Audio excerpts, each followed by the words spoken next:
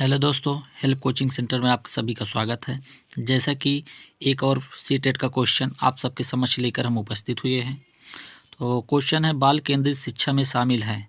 4 विकल्प दिए गए हैं, चारों विकल्प को पढ़ते हैं और देखते हैं कौन सा आंसर इसमें सही है। तो पहला विकल्प दिया गया है बच्चों के लिए हस्तपरक गतिविधियाँ। दूसरा है बच्चों का एक कोने में बैठा देना। तीसरा है प्रतिबंधित परिवेश में अधिगम।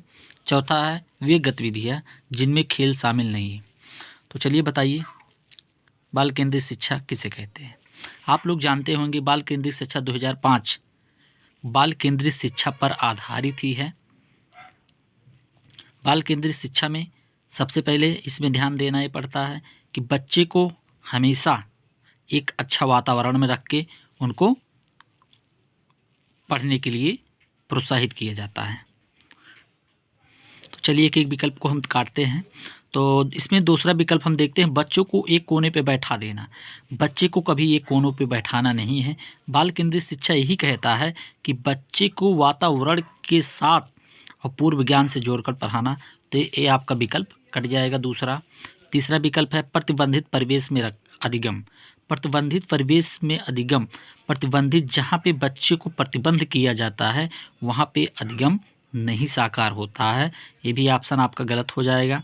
चौथा है वे गतिविधियाँ जिनमें खेल नहीं शामिल होता। बाल केंद्रित शिक्षा खेल पर भी डिपेंड होते हैं। बाल केंद्रित शिक्षा में एनसीएफ 2005 कहता है कि खेल जरूर शामिल होना चाहिए, इससे बच्चे की क्रिएटिविटी सृजनशील बालक बनता है। तो ये क्वेश्चन में पहला आंसर सही है, बच्चे के लिए हस्तपरक गतिविधियाँ। इसमें बच्चे से गतिविधियाँ कराकर उनके मनोबल को बढ़ाया जाए। तो पहला क्वेश्चन का आंसर पहला विकल्प सही है। अब दूसरा क्वेश्चन देखते हैं हम। तो दूसरा क्वेश्चन है बच्चे तब सर्वाधिक सृजनशील होते हैं जब वे किसी गतिविधि में भाग लेते हैं।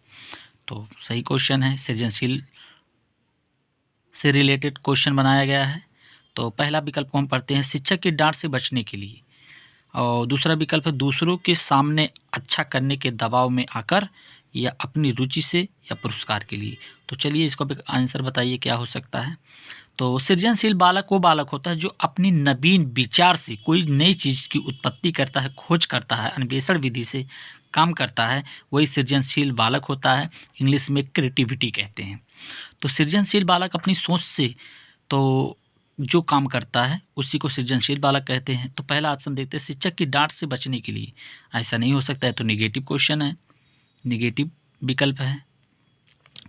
दूसरा देखते हैं दूसरों के सामने अच्छा करने के दबाव में। दूसरों के सामने अच्छा ऐसा नहीं कह सकते, ये भी निगेटिविटी है। अपनी रुचि से, ठीक है, अपनी रुचि से। और पुरस्कार दे के बच्चों को, ठीक है, पुरस्कार दे के बच्चों को शिक्षा अधिगम नहीं दिया जा सकता है, ये निगेटिविटी है। पुरस्कार आंतरिक प्रेरणा को मार देती है। और तीसरा आपका सही है रुचि से। जो बच्चा अपनी रुचि से, अपनी जिज्ञासा से जो काम करता है वही सृजनशील बालक कहलाता है।